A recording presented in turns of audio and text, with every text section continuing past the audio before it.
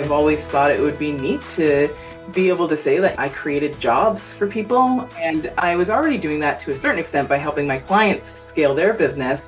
But there's only so many people you can watch. Like, I helped one client go from charging $50 an hour to making $1 million in a year. And I was like, I want that. I want to be able to work only 4 hours a day and go on vacations and all of the things that I saw my clients being able to do because of my services. And then I was like, well, the only way I can do that really is by scaling. And so that it's not all on me all the time. So I decided to scale that way. Welcome to Side Hustle Hero, the show that is laser focused to inspire you to take action to start or to scale your side hustle income streams. I'm your host, Joan Posivy, author of The Way Success Works, How to Decide, Believe, and Begin to Live Your Best Life. Today's guest did indeed scale her business. Sandra Booker was working as a full-time employee, but there still wasn't enough funds to go around. So when her daughter came home with the news of an upcoming overseas school trip that she really, really wanted to go on, Sandra kicked into high gear to figure out a way of how to earn the needed cash. She landed on doing transcriptions as a virtual assistant. As that goal was being realized, a friend of hers planted the idea of turning her VA work into a real business. Fast forward about 7 years, and Sandra is now grossing multiple six figures a year, having gone from a part-time VA to a full-time quitter job VA, to business manager for multiple clients, and at the same time, a trainer to aspiring VAs. Regardless of your industry of focus, Sandra has tips, tricks, and inspirations to help you do what you do better. You'll hear several highly effective tips on finding clients, strategies for delegating like a pro, shortcuts and hacks that she teaches aspiring VAs that all of us can put to use in our side hustles. Be sure to catch the end of episode takeaway, where I steer you in the direction of using some of the ideas you'll hear today, not just in your business life, but maybe surprisingly, how to use them in your personal life too. Now here is my conversation with side hustle hero, trainer to VAs, and business manager, Sandra Booker. Welcome, Sandra. Thanks, Joan. So happy to be here. I understand the beginning of your entrepreneurial journey was sparked by your then 13-year-old child. Tell us about that day. Yeah, so my daughter is pretty socially anxious person, very introverted, tends to not go out very much, especially at that time. And they came home from high school and asked if they could go on a school trip to Iceland. Okay. And I was like, you want to leave the house? Like, you want to go somewhere? And is this my child? Yeah, exactly. Like who's going? I figured their best friend is going, and they want to. No, nobody they knew was going. Really? Wow. There was only 8 people from the school going, and they didn't know any of them. Not only that, but they were meeting up with a school from. We're in Canada, and they were meeting up with a school from the U.S. And so they would be spending the whole week with complete strangers as well. And I was like, are you sure you want to do this? And they were positive. All right. And I was like, well, I have to make this happen. Like, when am I going to get them out of the house? Wow. Because it sounds like this would have been their first trip away from you.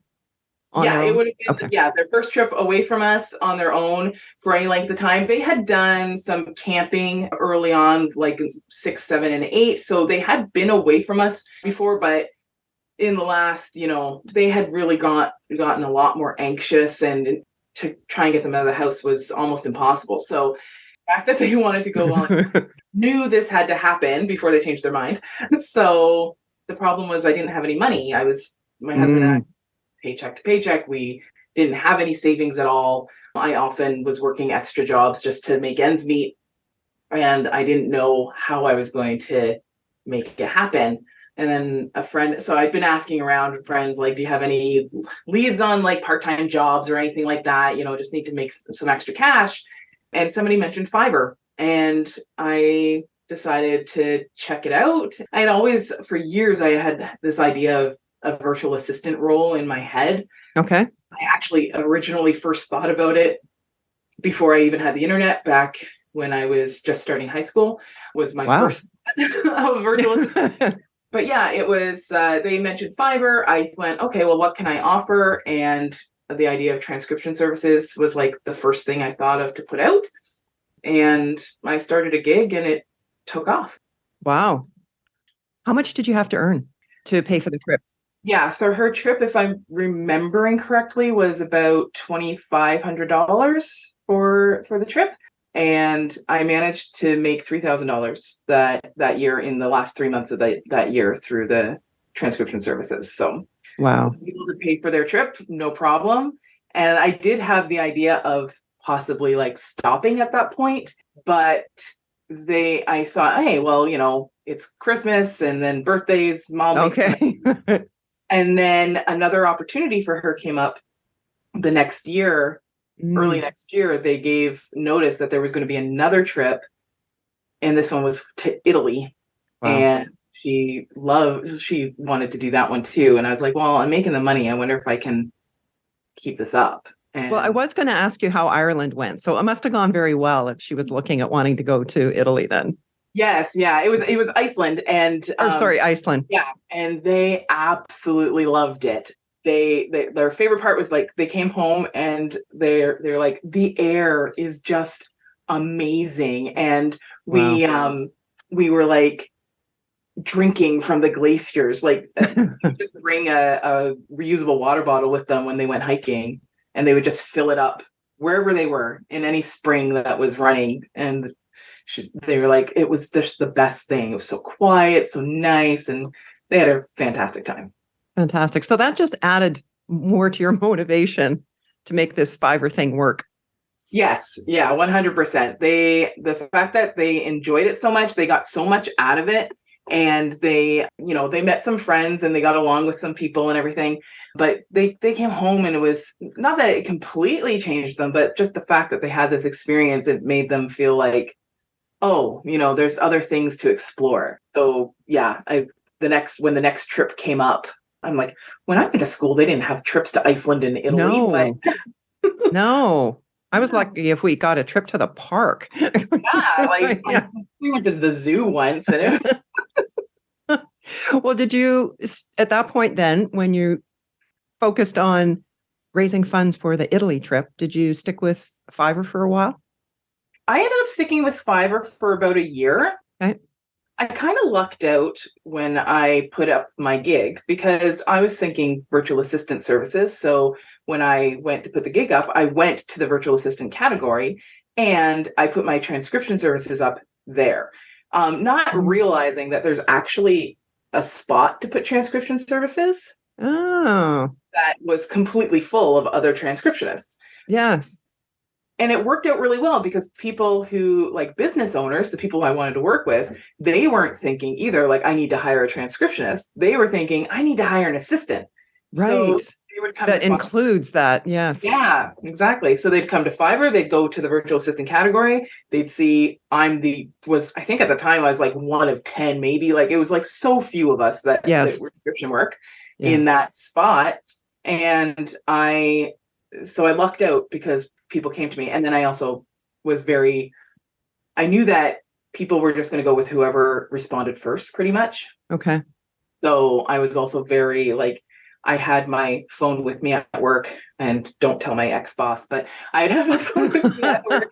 And as soon as there was like a bzz on my phone, right, like, oh, I gotta respond. And even just like suddenly you had to go to the washroom. Yeah, I'll get back to you right away. Sometimes I go to the washroom, sometimes I take a break, but I'd always like respond to that person as soon as possible. If I knew I couldn't, I'd just send them a quick message that's like, I'll get back to you with quote ASAP. And like, I know people who have tried to be on Fiverr and it's taken months to get any type of work. I was going to mention that we should point out that the time frame that we're talking about is back in 2015, 2016. Yeah. But I think the lesson that I pull from that for us to use even today is that you kind of inadvertently thought in terms of what your client was going to be looking for versus I can do transcription service. Yes. So that led you to actually being in the same space, which to me is the teaching point there. Yeah, I lucked out big time, and I wish I could say I was smart enough to think but 100% is like thinking about what your client is looking for, and then making sure that you're positioning yourself, however you decide to, like, any platform, website, whatever you're going to do, make sure you're positioning yourself the way your client is, like, for what your client is looking for is 100% true. Yeah. So how did you scale your business?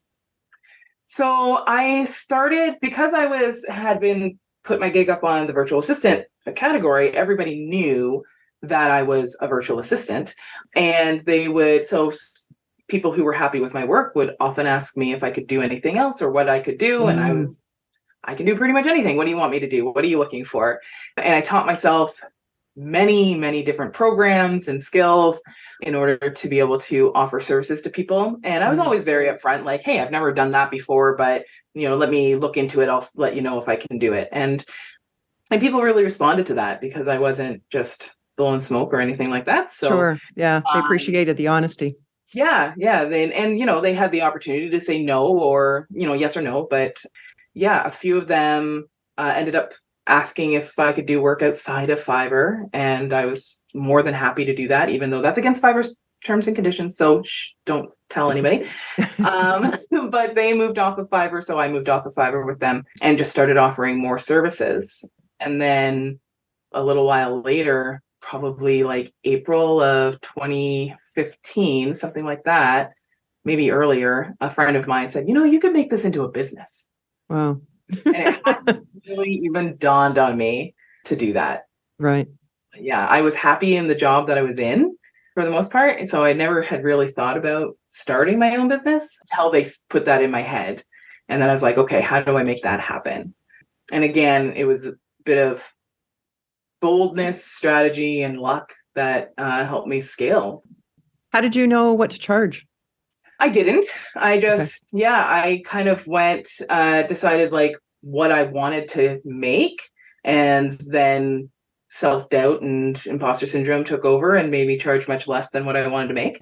Probably like everybody else, I started charging a small amount. I think when I first charged my first client outside of Fiverr, I was probably charging $25 an hour. And that was me just understanding that, one, it was a lot more than what I had been making, and two, I knew I was going to have to pay taxes and have business expenses and things like that. Sure. And then within the year, I had upped my rate I upped it to 45 by the end of the year, and then I eventually settled on 50 for virtual assistant services. So okay. Yeah.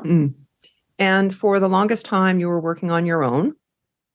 Yes. But then you ended up, I understand, hiring others, including, I guess, other contract work and employees. But what was happening in your business that caused you to think, I need help here. I need to hire my own VA or hire my first employee? So I think it was more about, I just wanted to scale the business.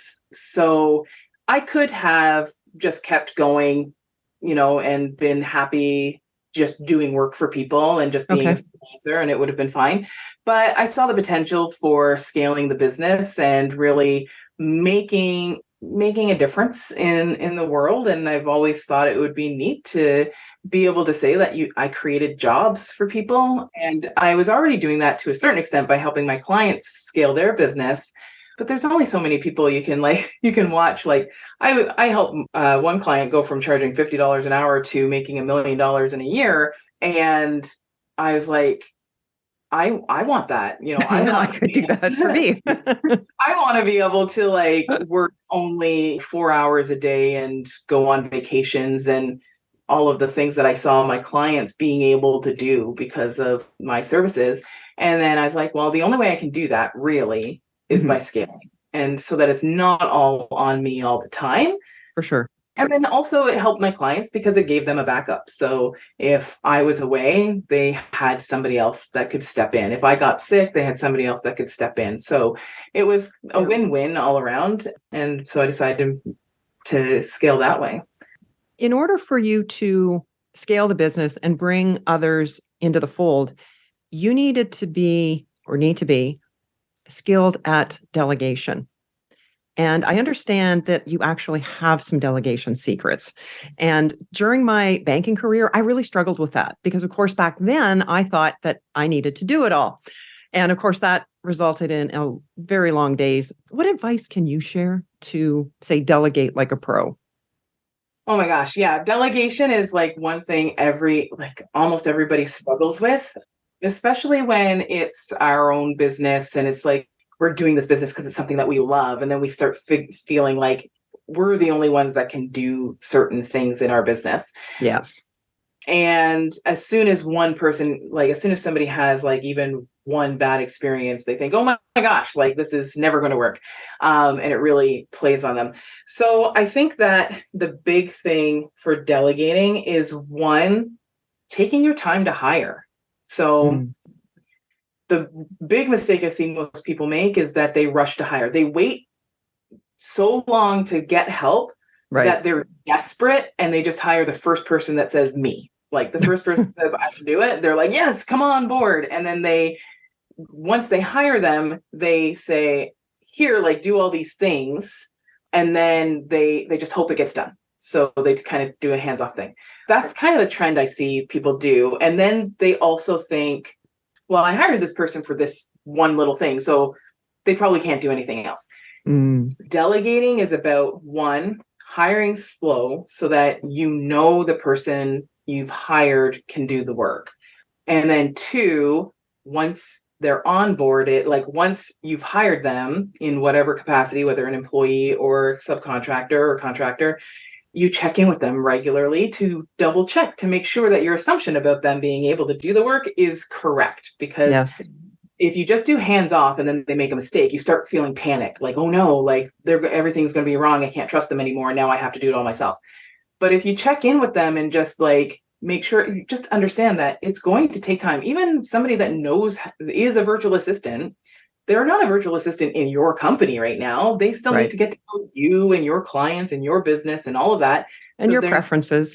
Preferences. So there needs to be an onboarding process. So be checking in with them daily for the first little while and then move it to weekly. And I think setting up that expectation that I will be checking in is really important too, because if we don't say anything at the beginning, they may be feeling they don't trust me. They don't think I can do this. They're contacting me every day. Whereas you set up that expectation during the beginning, there's no confusion as to the motivation of why we're doing this. Exactly. And the check-in is not necessarily to double check every single thing they did, but you definitely want to check with them to double check some of their work, but also check in like anything you struggled with today, any questions that you have, anything, what went well today, just get a feel for them. And then the other thing is a lot of people I think one thing that holds a lot of people back in delegate, there's so many things that hold people back in delegate. One thing is like, oh, I need to have all these SOPs written, or I need to have all the instructions written down. And you don't have to have the instructions written down. You can just delegate the outcome to somebody. So for a lot of your tasks, you can just say, this is the outcome I'm expecting. Here's the tools we use. Go for it, especially if they have past experience doing that type of work. And then the second thing is if it's something that they're not familiar with, or you have a special way of doing it or whatever, just record a Loom the next time that you're doing it. Just record your screen while you do it and just talk yourself through it. There's no reason to overthink it or anything like that. And then this way they have a video walkthrough right there. And all you're doing is the task that you normally do. So you're not spending any extra time coming up with instructions for somebody. Oh, that's a great tip. Yeah. Yeah, that's one that everybody's like, oh, I didn't even think to do that. No, I didn't. So Loom is a platform to do that? I find Loom, I like Loom. It's really inexpensive and it works really well. And they're in strong development right now. So they're adding new features all the time and they're really good. But if you don't want to use Loom, there's Screencast-O-Matic, Camtasia. There's a bunch of different screen. You can even use Zoom, share your screen on Zoom, record it that way if you want. But right. Well, in order for you to scale, you went beyond or addition to being a VA, a virtual assistant, into the realm of OBM, online business manager. What caused you to change one hat to the other? Mostly it was just my skill set and what I wanted to do. So I started doing virtual assistant work because I've always been good at picking things up. I've always been good at tech. Every position I've ever had has always been multiple hats anyway. So it just seemed like the best fit. But the work, what I was providing people was way higher than a virtual assistant. So because I have skills and knowledge in a lot of different areas, like I was able to really help strategize with my clients, and I was able to help like do consulting with them, like clients who they had no idea anything about finances. I worked in an accounting firm for many years, and I worked as a bookkeeper for many years. So I was like able to say, oh, like, no, this is an expense you can write off. This is a thing you have to watch for. Oh, you better check on that. You really need an accountant. You should be getting an accountant. Like, have you put any money aside for your corporate tax yet? Like, so. Oh, wow. To help them with a lot more than what a traditional VA does. But because I called myself a virtual assistant, nobody wanted to pay me more, because who's going to pay, $95 to $125 an hour to a VA? So really the title had to change in order to match what I was doing. And at the same time, I didn't want to be in it all the time, being the one, reviewing emails and all that stuff. I just wanted to be able to really do the consulting, do the strategy, highlight the things that would really make the biggest impact on the business. Because my goal has always been, any business I go into, my goal is to get them, like, help them grow to a point where it no longer makes financial sense for them to hire me, because they need me for more time than I'm willing to give. So I'm always working myself out of anybody's business as much as possible. So always working, like, even as an OBM, I'm working as get them to a point where they really need somebody in their business as their COO full time, rather than just me part time. Right. Well, that's an interesting concept, Sandra, to be able to go to a prospective client to say, we know I've been a success when you don't need me anymore. Yeah, honestly, it's a differentiator in business. It's something that I, as a bit of a side hustle to my existing business, I mentor people who want to become virtual assistants. And one thing I'm always telling them is, treat this business as your own business. Like, when you talk about it, you don't talk about, oh, you should do this, or how about you do this. You say, we should do this, and how about we do this? Like, be in it with them. And that doesn't mean you have to give them everything. You're still an autonomous business owner, but it makes them feel like you're a partner in their business. And if you remember, like, if you can actually make decisions or help them come to decisions that, even if they might negatively impact you, it makes for such a great experience with your clients. I have had clients write about me, mention me in Forbes, mention me on podcasts, mention me in books, and so I get all of my work through referrals, because they know that I have their best interest at heart. And every time it's come to a point where I'm like, okay, you need more than what I can do, like, time. They're like, okay, but can you still stay on for this piece? Yeah, you don't want to. So we always find a new role for me to be in. So, like, honestly, most of my clients I've worked with for almost the whole time I've been in business. My main clients are people that I've been with for 7 years. What a valuable tip, though. Just that language and that really attitude and mindset of, we're in this together. Yeah. That'd be huge.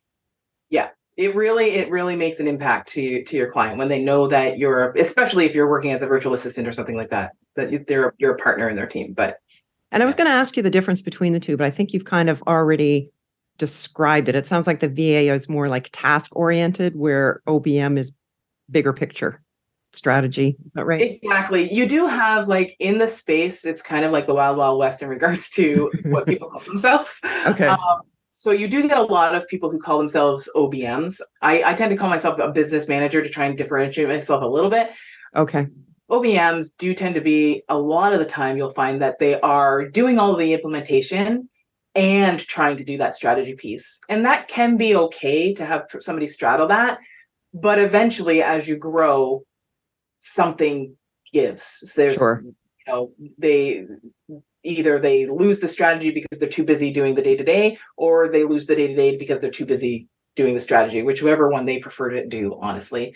Right. So just be careful if you're looking for an OBM. Make sure you know what you need and don't just go with it because, Amy Porterfield or somebody told you that you need an OBM. So right. Okay. Yeah. Well, the year that you moved from it being a side hustle into your full-time work, I think your business was earning around $41,000. If you've grown that to a gross revenue to over $300,000, do I have that right? Yeah. But what can someone starting out, say as a VA or OBM, expect to earn? So I think that it's not out of the realm of possibility to earn six figures as a VA. Honestly, it depends how much do you want to work, right? So Okay. you want to be doing this full time or part time, but if you're charging $50 an hour and doing full time work, you're pretty darn close to that. I would say when you're first starting out as a VA, you're probably going to charge closer to like $30, $35 an hour. A lot of us will get started charging like 15 or 20 because they think, ooh, that's a big amount, but that's not going to be enough to actually get what you want and pay your taxes and, all of that stuff. So you should be at least 30 to 35. And then as you gain skills and confidence and people are referring you and, Sure. you have backlog, start charging whatever you want. Supply and demand, right? So 7 years ago, Fiverr might have been the place to go. Where should people be looking for clients now, over and above their own personal contacts? Yeah. So it depends. Well, it depends on what they're doing, right? But I would say so. Fiverr was one place I started back then, but it wasn't the only thing that I did. Okay. So that was the other thing that I did that's led to my longest running client, the one that I've been with for pretty much the whole time, was I joined a local co-working space. Okay. And she was a member of the co-working space as well. So at one point in time, she put a call out saying that she needed a VA, and I answered that call. And we've been together pretty much ever since. Nice. And our businesses have grown up together, which has been really awesome to experience. So like a local co-working space can be good because those, depending on what you're trying to do, but those are all business owners. So if you're doing business to business stuff, those are all business owners. A lot of people say you're a chamber of commerce, like if you have chamber of commerce where you are or anything like that, but it's chamber of commerce, that can also be a good spot. I didn't find it super good. Like not all of them are created equal. So just kind of test the waters and see. We also had some like networking after 5 events in our local area. So just business owners all around would get together and just kind of have coffee and chat. And I went to a lot of local events, just meeting new people. And then I actually went to some events outside in the US and everything. And so I'd say like, just get out there wherever you feel like your ideal client is, go there and be seen there. And you can get creative with it. Like if you're like, my ideal client plays tennis, like join a tennis club, like whatever you think, you think your ideal client is, like try and be there. And then when you're there, the next step is to actually speak up. And one actually good tip that it's not mine, but I heard, and I was like, this is brilliant, was if you go to any, how you can go to networking events and a lot of time there's like a speaker that does a Q&A. So they put up a microphone and you can go to the front. Always be somebody that goes to the front and asks a question. I haven't managed to do it yet. Yes. But honestly, get there, ask the question. But when you ask the question, say who you are, what you do, why you're an authority, and then ask your question. Right. Because, and it doesn't even matter what question you ask, just ask a question. It could be even something you already know the answer to. just ask a question, because you actually just want everybody else in that room to hear you say, "Hi, I'm Sandra Booker, and I am a virtual assistant for, 7-figure business owners in the Niagara region. I do this." Because then everybody perks up and they're Yes. like, "You need a virtual assistant," and they come running over to you. Like copywriter friends that do it. I've had, web designer friends that they do it, and every single time you get somebody that comes over to you and says, I need you. Like, how can we connect? So that is one easy way to do it, and it does take a lot of guts, I guess, and courage to go up and speak if you're not used to doing that. But hey, it beats the heck out of like wandering around with a drink in a big networking room trying to. Oh, absolutely. Because for those number of seconds, you've got the floor. Exactly. I love it. Yeah. And people come to you. You don't have to start the conversation. They come to you. They ask the questions. You're all good. So yeah. Perfect. So it's just mustering up that courage to actually do it. Yeah, I've managed to do it in smaller groups, but I've not managed to do it in an auditorium, like in front of like 2,000 people yet. But yeah. It'll come. Yeah. You'd mentioned that you train VAs now. Mm-hmm. Where do you have them start? Like if I was somebody that had the skill set that I think potential businesses could benefit from, where do I start? So I'd say like the first thing to do is to figure out what you're going to offer them, because a lot of virtual assistants, what they do is they just put up a website or something that says, "I can do these 80 things." Okay. And the problem with that is if anybody does go to your website, they don't know where to start with you. Okay. So they're like, I needed this, but do I also need this? Do I also need this? I don't know. And like, how good is this person at any one of these things? It's really too much. If you've ever gone into a restaurant and had a menu, it's like pages long, then you know the feeling you're giving your potential client, by listing 80 services. So what I would say is get clear on your offer, really what you're going to start with, and it doesn't preclude you from expanding your services. And then also, again, just get where your ideal client is. So have some understanding of who your ideal client might be. And that can change over time too. So like, don't feel like you have to nail it the first time. It's going to grow and develop with you. And I can see that because you kind of spoke to that earlier when you said you have had clients say, "I love how you did this. And in addition to that, can you do this for me?" Yeah, exactly. Right. Yeah. And maybe it's something that you hadn't done in the past. Yeah. And when I first started, like everything was something I hadn't really done in the past. So, the client that's my longest running client, the first thing she had me do was she was having a problem with some integration between MailMunch and MailChimp. I didn't even know what MailMunch was. I had no clue what that was. I was like, I can poke around, see, I'm good at tech. I can figure things out. And it turns out she didn't have an issue. It was totally fine. It was working. Might have just glitched out on her or something because it was working when I went in, but just be honest with people about what your skills are and what you're good at. And just know that the other thing is people come into the business and they think, well, I've never done this before, so I don't have experience. But think about like your past jobs. Like what experience do you have from your past jobs that is relevant? So if you've worked retail, you have customer service experience. It's different than what you might have to do, but it's still experience. You've probably dealt with money. You know how to make, you know how to reconcile reports. You probably know how to organize things, or at least how things should be organized. You probably have a lot of skills that you've used in previous, iterations of your career that can be moved over into whatever you're doing now.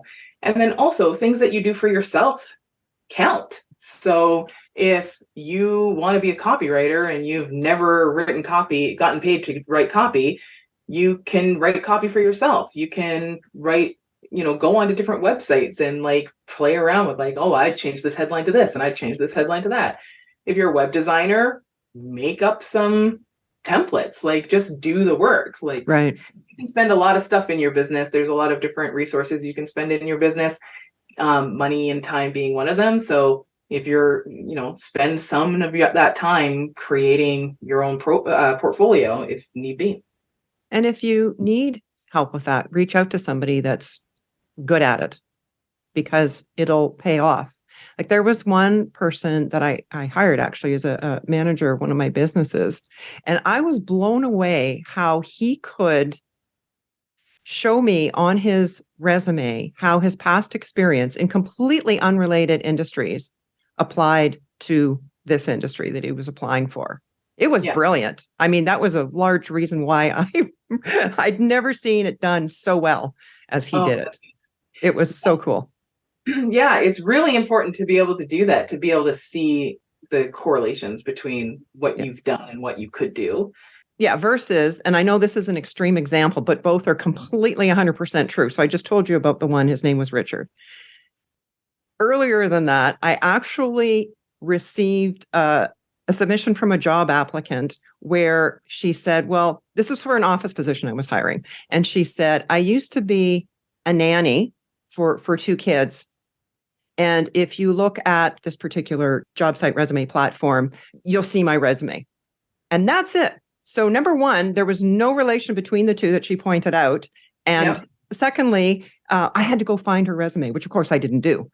But so those two were like night and day. Yes, that's the other thing. If you're going out, if you're looking to be an assistant for somebody, everything you do needs to take work off their plate.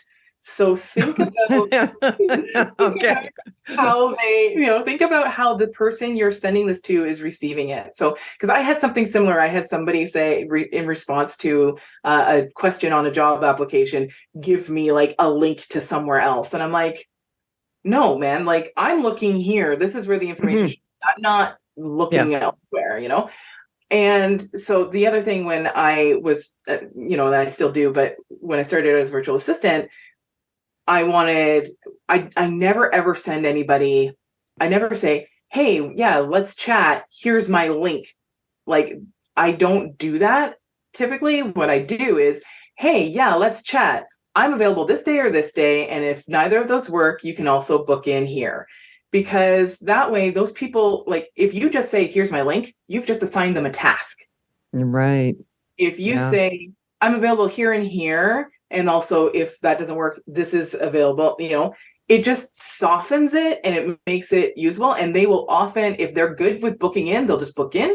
And if they're not, if they don't like doing that stuff, which some people don't, they will just respond back going, oh, I can't do that. How does this work for you? And then that way you're serving them the way they need to be served, and you're not assigning tasks to them, and they just feel good about the process. So just always think about, like, is this a task I'm about to assign somebody? And is it necessary? Could I relieve this in any way?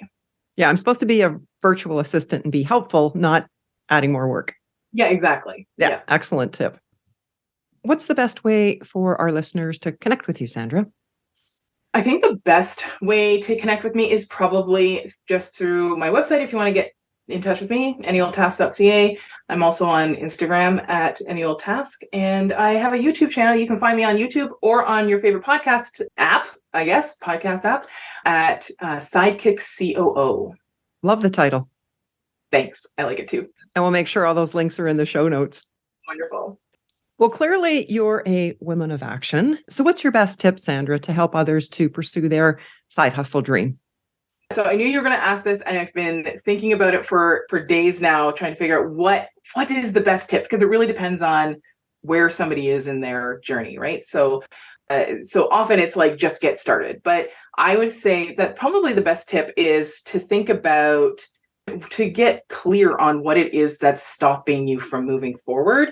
Right. And really being honest with yourself about, like, is that a problem? Like, and then starting to solve that issue. Because often people think, oh, well, I can't go out and get a client because I don't have my website yet. Well, you don't actually have your website. So some people are like, well, I just don't have any time to do it. Well, if you really looked at where you're spending your time, you could probably find some time. And maybe you're just allowing other people to dictate where your time's going.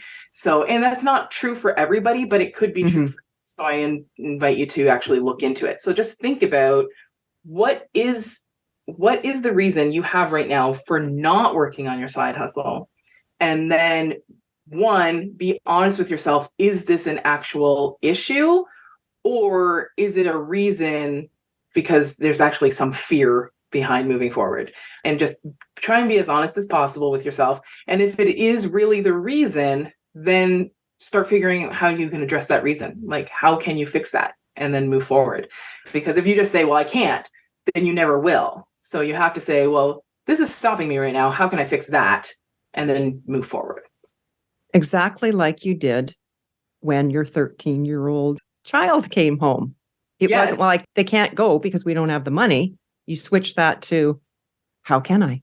Where can I do it? Yeah, exactly. And it was all about and that's how I've always done it. So even when I have a client saying, hey, I want to be able to do this. I mean, there's some things I just can't do for a client, but if they want to do something, I'm like, well, how can I help make that happen for them? And even if it's not me doing it, maybe I can refer them to someone. Maybe I can give them advice or something. Like, how can I answer this rather than just saying no? Mm-hmm. That's so wise. And it's one of the reasons that you've built your business up to 6 figures then.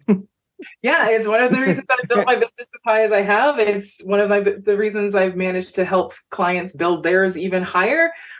It's because, I don't usually take no for an answer, and I help them move past whatever blocks they currently have so we can figure out how to move forward. And you sincerely want them to succeed. Yeah, because the more they succeed, the more I succeed. So I want them to succeed for sure. Yeah. Well, thank you, Sandra, for sharing your insider's knowledge and tips for succeeding as a VA and OBM, and for being today's Side Hustle Hero. Thanks so much, Joan. It was so great talking to you. I loved Sandra's tip about recording your screen as a way to provide a video walkthrough to someone that you need to train. It's definitely one I'll be using. And while that tip has many applications in business, it got me thinking about how I might use that in my personal life. I'm thinking of a couple of my friends, one of them in Canada and the other overseas. While I love them dearly and they're skilled in many areas, tech is not one of them. And I can see that instead of me trying to explain something to them over the phone, like I've done in the past, it would be way simpler and less frustrating for us all for me to set up, say, a Zoom meeting and record my screen share. And that way, it would provide them an easy video walkthrough that they can reference time and again. Maybe you have a parent or a friend that you need to explain something to. Next time, instead of typing out directions or trying to explain it over the phone, you might want to reach for a video. How could you apply this idea in your personal or business life? Shoot me an email message to hello@joanposivy.com or by DM on Instagram @JoanPosivy. While the focus of this podcast is on side hustles, it's pretty cool that so often we can apply tips and ideas we hear to enrich our personal lives as well. Well, that's a wrap for today. You'll find a link to Sandra's website and the show notes on our website, sidehustleheropodcast.com. And I'd love to hear your feedback on the show, on the guests, how this podcast is helping you. What areas could we do better? Let me know. Thanks for listening, and hustle on.